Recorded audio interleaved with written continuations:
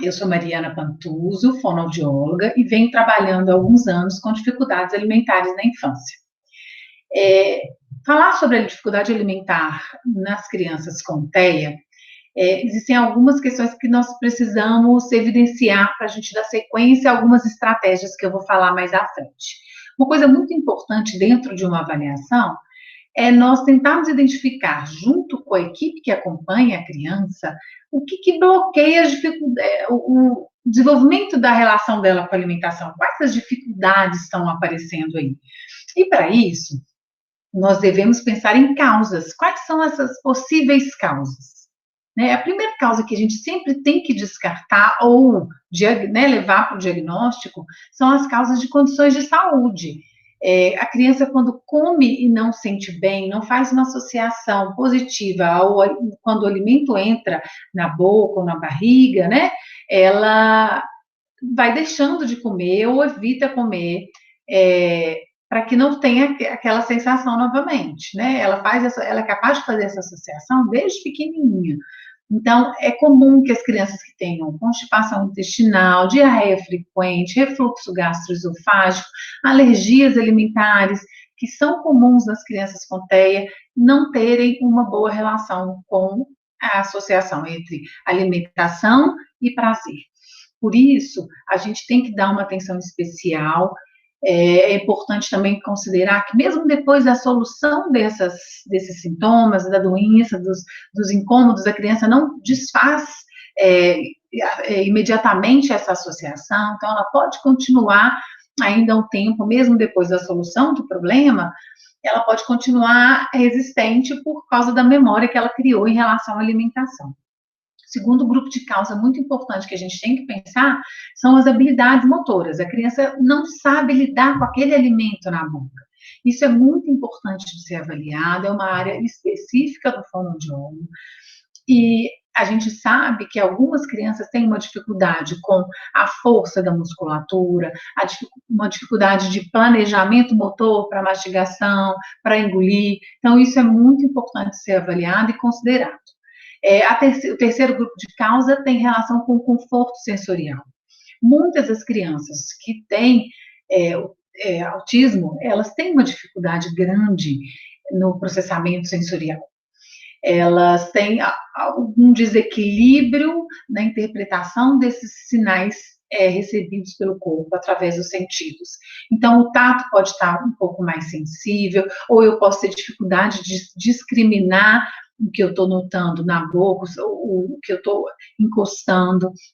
Posso ter dificuldades com sons, eu posso ter dificuldade com o movimento ou com minha postura, eu posso ter dificuldade com os sabores, com os odores, e isso tudo influencia muito, porque a alimentação é uma função multissensorial.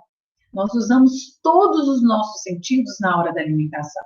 Então, o terapeuta ocupacional é fundamental para nos auxiliar e nos ajudar a criar estratégias junto com a família para que a criança fique confortável na hora de se alimentar. Aquele alimento tem que trazer conforto até ela receber o estímulo de um alimento que é novo e que ela possa adaptar e se acomodar, habituar com aquele estímulo na boca. O quarto grupo de causa são as emoções e comportamento. A gente sabe que existe uma característica muito importante no TEA, que é a rigidez comportamental. As crianças são mais inflexíveis, e isso acaba refletindo muito na alimentação, porque às vezes muda a embalagem que está acostumado, muda a apresentação, muda os utensílios que a criança usa, o prato, a forma de ofertar, e aquilo fica muito difícil para a criança aceitar. Então, isso é muito importante de ser considerado e de ser trabalhado de forma bem ampliada com a família, com a criança e com a equipe. Outra coisa também que tem relação com as emoções são os registros de muitas intervenções, de, às vezes, vômitos, engasgos. A forma como a criança registra isso pode trazer medo, fuga, aversão, e a criança ter dificuldade de ter uma boa relação com a alimentação. Então, isso também é preciso ser considerado. E a última grupo de causa que a gente considera são as dinâmicas e relações familiares. Em geral, o ambiente influencia muito na hora que a gente vai comer. E quando existe uma preocupação de um pai ou um cuidador de que a criança não come, esse ambiente já fica mais tenso, e mesmo que isso não seja dito, a criança é capaz de perceber os sinais. Então, essas observações de perceber o ambiente, de estar à mesa, mesmo diante das dificuldades, de ofertar aquela alimentação como natural, porque isso faz parte da nossa vida, é importante já considerar e observar nesse momento da avaliação para poder tentar, como eu disse no início, identificar o que está bloqueando, quais são os obstáculos para esse desenvolvimento da alimentação. Isso a gente faz em criança pequenininha e em criança grande. Lembrando sempre que quanto maior a criança for, mais esses aspectos vão estar na história da criança. Para isso, eu trouxe algumas reflexões e estratégias para auxiliar no dia a dia da alimentação e das famílias, das crianças com TEA. Tá? Primeira coisa que eu gostaria de frisar dentro das estratégias é que é sempre importante discutir com a equipe que acompanha o quanto que essas estratégias que eu vou falar aqui vão ser específicas para cada caso. Nós sabemos que cada criança é única, cada criança tem uma resposta sensorial, um ambiente familiar, uma habilidade motora, uma condição de saúde. Então, cada plano deve ser traçado com a equipe que acompanha a criança. Mas trouxe algumas dicas que, de forma geral, podem ser conversadas com a equipe e a família pode colocar em prática para poder refletir de forma positiva no desenvolvimento da alimentação e na relação da alimentação com a criança. Enfim, vamos começar, então, pela primeira dica, que são as brincadeiras orais, né? Outra coisa importante é que a gente precisa sempre respeitar os limites da criança. Em todas essas estratégias, nós vamos fazer de forma positiva. Nós queremos melhorar a relação e melhorar o registro da criança com a alimentação. Então, para isso, a gente tem que fazer com alegria, com desejo da criança, com curiosidade. Então, vamos trazer aquilo que é do interesse da criança e aquilo que ela vai permitir e vai ser positivo. Então, as brincadeiras orais, algumas crianças permitem que a gente traga objetos próximos à boca.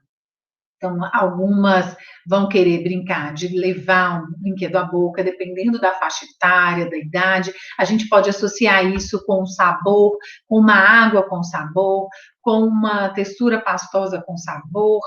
E brincar com esses objetos, sendo mordedores ou até brinquedos de plástico que não soltam peças, que são seguros, para a criança brincar e descobrir a boca.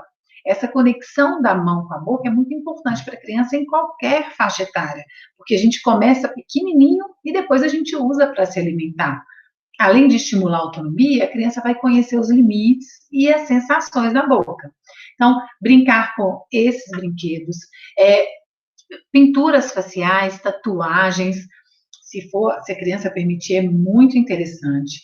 Brinquedos de sopro e sucção, apitos variados, com sons variados, bolinha de sabão, brincar com canudos diferentes em alimentos diferentes. Então, pode ser no líquido, pode ser no pastoso grosso, numa água muito geladinha, um alimento mais quentinho, variando sempre e apresentem como brincadeira e para conhecer também as preferências da criança. Então, vamos brincando e descobrindo e assim estimulando, fazendo registros positivos para que a criança possa melhorar essa relação com a alimentação. A segunda estratégia seria envolver a criança nas atividades de preparo, de manuseio dos alimentos, ou seja, quando a gente vai preparar, comprar, escolher, isso tudo já aproxima a criança do alimento, sendo que ela não está relacionado com a refeição. Então, se ela resiste na refeição, pode ser que ela se aproxime na hora de fazer compras, de higienizar, se for possível colocar talvez uma plantinha em casa que dê alguma, que seja usada como tempero, ou um tomatinho, um morango, mesmo que não seja para a criança consumir, dela cuidar daquilo, daquele vaso, ela conhecer esse processo, aproxima a criança do alimento, aproxima ela de um fator que é fundamental na refeição, que é natural. Ela acontece. Todos nós temos um instinto para alimentar.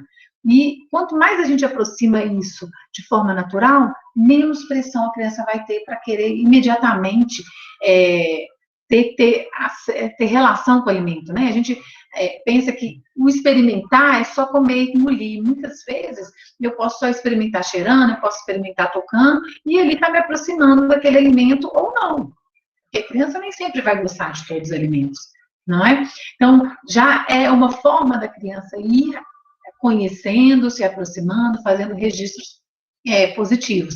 Mesmo que ela faça uma receita e não coma depois, ela pode fazer uma receita e levar para alguém, ela pode só ajudar a lavar as compras que chegaram. Isso tudo ajuda muito a criança a se aproximar do alimento sem a pressão para comer. A terceira estratégia seria mudar a apresentação dos alimentos. Vou perguntar para vocês, vocês vão pensando aí mentalmente, quantas formas de preparo que a gente conhece da batata, que é um alimento tão comum. Nós sabemos que muitas vezes os alimentos crocantes são os alimentos preferidos pelas crianças com TEA.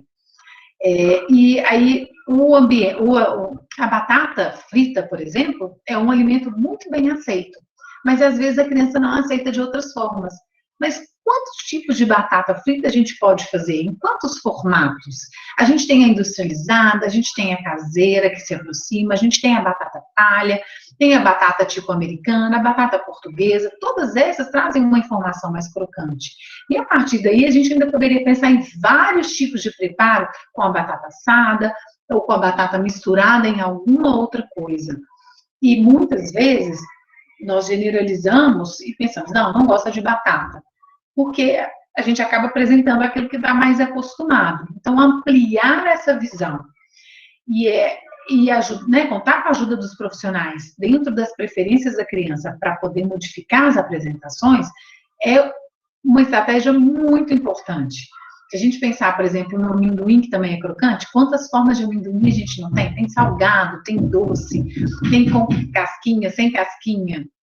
Além disso, biscoito de polvilho também, né? Quantos formatos tem de apresentação do biscoito? Tem sabores diferentes, tem alguns que têm algumas sementes, outros sem. Mesmo que a criança escolha pela visão, se aquilo for apresentado de forma frequente, sem a pressão, pode ser que algum dia ela tenha curiosidade e interesse de conhecer. Então, foram 3 estratégias para serem usadas no dia a dia, discutidas com a equipe, que eu acredito que podem ajudar muito as famílias e as crianças com TEA a fazerem registros positivos com a alimentação. Obrigada pelo convite e até mais.